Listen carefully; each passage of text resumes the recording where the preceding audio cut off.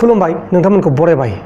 दिनै 29 जुन 2020 फैदो दिनैनि माखासे इम्पर्टेन्ट निउज, हेडलाइन निउज आरो ब्रेकिं निउजफोरखौ फारि फारियै मिथिना लानि। गिबि खौराङा जाबाय क'क्राझार सुथारपारा गामिनि बिमला बसुमतारीखौ दानस'ग्रा फिसायजों लोगोसे साथाम दुथांखौ हमनाय जाबाय। हमजानाय दुथांफोरनि मुङानो जाहैबाय बुथं बसुमतारी, रबिन बसुमतारी आरो गायदां बसुमतारी। बिसोर साथाम दुथाङाबो बिमला बसुमतारीखौ खास्रि बिस्रि बुथारनाय दायाव दंफायो। दा बेनिखायनो बिसोरखौ पुलिसफोरा हमनाय जादों। दानिया फैदो गुबुन खौराङाव। आसामाव दैबानाया खमायनायनि लामायाव फैयाखै। दैबानायाव गोबां मानसिफोरनि बेसाद आरो जानाय लोंनाय खहा जागासिनो दङ। लोगोसे धेमाजि आरो लखिमपुर जिल्लायाव थानाय बर' फिसाफोराबो गोबां दुखु खस्थ' सहायगासिनो दं होननानै खौरां मोननाय जादों। लोगोसे गुबुन खौराङानो जाबाय प्रिया बर'नि जाथायखौ लानानै गुवाहाटि खारगुलियाव थानाय रायजो राजा बिथांमोना गोबां दुखुनांथाव जाथाय आरो सोमोनांथाव जाथाय होननानै फोरमायदों। दा बे बिथां प्रिया बर'आ जोंनि बे बुहुमाव गैलिया। बिथाङा लेन्डस्लाइड जानानै हाजोआव गावनि जिउखौ फोजोबनांगौ जाबाय। बिथां प्रिया बर'आ गाव दानो थैनो गोसो गैयामोन होननानै मिथिनो मोननाय जादों। नाथाय बिथाङा थैनांगौ जाबाय। बे गासिबो गसाइनि माया। माब्लानि समाव मा जायो बेखौ जों रावबो हमदांस'नो हाया। लोगोसे गुवाहाटियाव आरोबाव सासे बर' आइजो फख्रियाव गोलैनानै थैदों।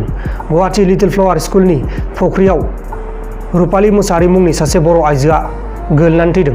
नाथाय बे रुपाली मुसाहारिया गावनो फख्रियाव बारजुमखो ना हारसिंसो गोलैखो ना सोरबा दुथाङासो नाख्लायखो बेखौ दासिमबो रोखायै मिथिनाय जायाखै। दा बे जाथायनि बागै पुलिसफोरा नायबिजिरगासिनो दङ। नायबिजिरनाया सोलिगासिनो दं। नाथाय रुपाली मुसाहारिया जोंनि बे बुहुमाव गैलिया। बिथाङा गुवाहाटि लिटिल फ्लावार हाइ स्कुलाव गावनि जिउखौ खोमानांगौ जाबाय। बिथाङा गुवाहाटि लिटिल फ्लावार स्कुलाव खामानि मावोमोन। खौरां मोननाय बायदिब्ला सोरबा दुथाङा बेखौ नाख्लायनानै गालांदोंबो जानो हागौ होननानै मिथिनो मोननाय जादों। लोगोफोर, मैयानि दिनाव साथाम बर' आइजो जोंनि बे बुहुमनिफ्राय गैला जाबाय। क'क्राझारनि बिमला बसुमतारी, गुवाहाटि खारगुलिनि प्रिया बर' आरो गुवाहाटि लिटिल फ्लावार स्कुलाव थैनाय जायबा रुपाली मुसाहारि, बिसोर साथामखौ जोङो खौराङाव मिथिनाय जाबाय। नाथाय गुबुनबो दं जानो हागौ, नाथाय गुबुनखौ जोङो खौराङाव मिथिनाय जायाखै। दानिया फैदो हेडलाइन निउजआव।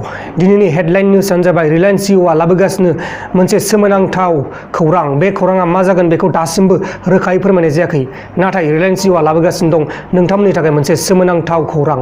लोगोसे गुवाहाटियावबो दैबाना जागासिनो दं। बे दैबानानि गेजेराव गोबां सुबुंफोरा दुखु दाहा सहायनांगासिनो दङ। गुवाहाटियाव मैगं थाइगंनि दामा ओरैबायदि बारा जादों, बेसेना गोसा जादों। जेरै आलुनि दामा सेरसेयाव 80 रां, टमेट'नि दामा सेरसेयाव 80 रां, बायदिसिना बेबायदिनो दाम जागासिनो दं। दा बेखौ लानानै गुवाहाटियाव थानाय रायजो राजा बिथांमोना आसाम सरकारनिसिम दाबि खालामदों बेसेनखौ खमायनो थाखाय। नाथाय आसाम सरकारा मा खालामो बेखौ दासिमबो रोखायै इनफरमेसन मोननाय जायाखै।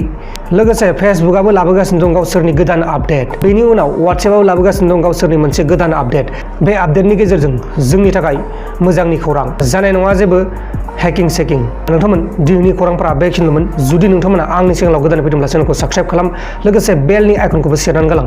अब्लासो आंनि गोदान भिडिअफोरा नोंथांमोननिसिम थाबैनो नटिफिकेसनाव सहैगोन। बाय बाय।